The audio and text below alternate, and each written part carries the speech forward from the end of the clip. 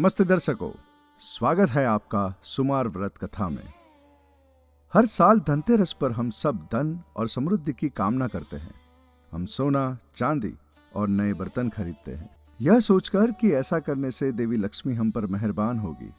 लेकिन क्या आपने कभी सोचा है कि देवी लक्ष्मी को धन से ज्यादा किसी और चीज की परवाह होती है? क्या आपने कभी सुना है कि धनतेरस पर देवी लक्ष्मी ने सोने चांदी नहीं बल्कि एक किसान से एक वचन मांगा था? आज हम आपको एक ऐसे गरीब किसान की कहानी बताएंगे जिसने धनतेरस के रात धन की देवी को ही हैरान कर दिया था। यह कहानी आपको धन के असली अर्थ से परिचित कराएगी। यह कहानी बहुत साल पहले की है। एक छोटा सा गांव था जहां एक बहुत ही नेक दिल किसान रहता था जिसका नाम रामू था। रामू बहुत ही मेहनती था, लेकिन उसकी किस्मत अच्छी नहीं थी। हर साल अकाल के कारण उसकी फसल बर्बाद हो जाती थी। धनतेरस पर भी उसके घर में खाने के लिए एक दाना तक नहीं था। रामू की पत्नी ने कहा, स्वामी, आज धनतेरस है और हमारे पास न तो कोई धन है, ना ही कोई दीपक जलाने के लिए घी। रामू ने अपने बच्चों को देखा जो भूख से उदास थे। उसका दिल भर आया। उसने अपनी पत्नी से कहा, तुम चिंता मत करो, अगर हमारे पास धन नहीं है तो क्या हुआ, हमारा दिल तो साफ है। आज हम अपनी झोपड़ी के सामने एक दिया जलाएंगे और माता लक्ष्मी से प्रार्थना करेंगे कि वह हमारी गरीबी दूर करे। उसी रात देवी लक्ष्मी अपनी सखियों के साथ पृथ्वी पर विचरण कर रही थी। उन्होंने देखा कि हर घर में दीपक जगमगा रहे थे, लेकिन रामू की झोपड़ी में सिर्फ एक छोटा सा दीपक जल रहा था। यह देखकर देवी लक्ष्मी हैरान रह गए, क्योंकि उन्होंने देखा कि उस झोपड़ी से भक्ति और श्रद्धा का एक तेज प्रकाश निकल रहा था। उन्होंने अपने उल्लू को वहीं रुकने का आदेश दिया और वह रामू की झोपड़ी के अंदर चली गई।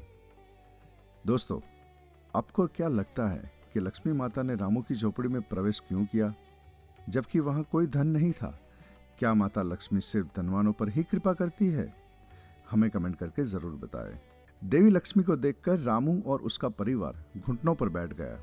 रामू ने कहा, हे माता, हमारे पास कुछ भी नहीं है, न धन, न सोना, न चांदी। हम आपकी पूजा कैसे करें? देवी लक्ष्मी मुस्कुराई और बोली, हे रामू, मैं तुम्हारे हृदय की पवित्रता से प्रसन्न हूं। मुझे धन नहीं, तुम्हारी श्रद्धा चाहिए।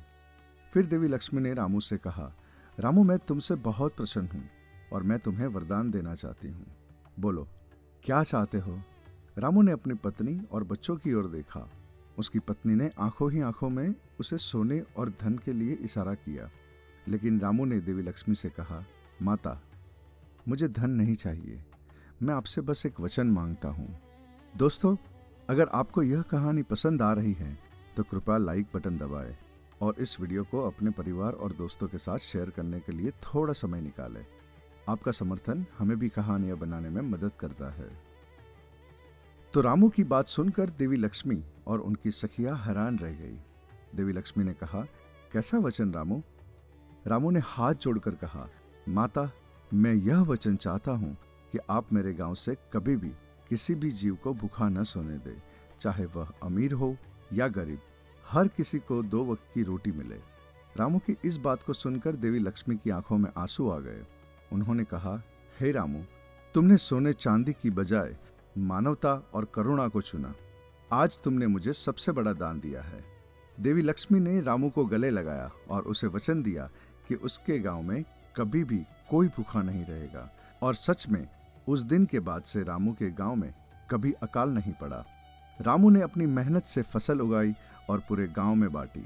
और हाँ, रामू का घर भी धन से भर गया, क्योंकि उसने धन को नहीं बल्कि धर्म को चुना था। तो दोस्तों, इस कहानी से हमें यह सीख मिलती है कि धनतेरस पर सबसे बड़ा धन सोना या चांदी नहीं बल्कि हमारा अच्छा स्वभाव और कर्म है। देवी लक्ष्मी धन से नहीं बल्कि हमारे विचारों और अच्छे कार्यों से प्रसन्न होती है। अगर आप ऐसे ही हमारी और प्रेरणादायक कहानियां सुनना चाहते हैं तो कृपया कर हमारे चैनल सुमार व्रत कथा को सब्सक्राइब करें और हमारे आध्यात्मिक परिवार का हिस्सा बनें। हम जल्द ही एक नई कहानी के साथ वापस आएंगे। तब तक स्वस्थ रहे और खुश रहे। जय माता लक्ष्मी।